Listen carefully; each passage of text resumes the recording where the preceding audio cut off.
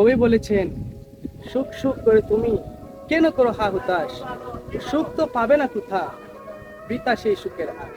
তাই আমি মনে করি এখন কবিতার লাইন দুটি এমন হতে পারে, টাকা টাকা করে তুমি করো বিদেশ বসবাস, টাকা না এসে আসে অনেকের মরা লাশ।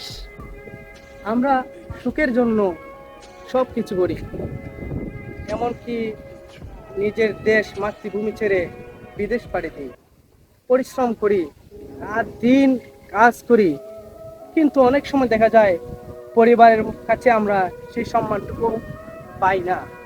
তাই অনেকে বিদেশ পাড়ি দিয়ে বিদেশে কাজ করেন দেশের জন্য এবং পরিবারের জন্য, নিজের সুখকে বিসর্জন দিন।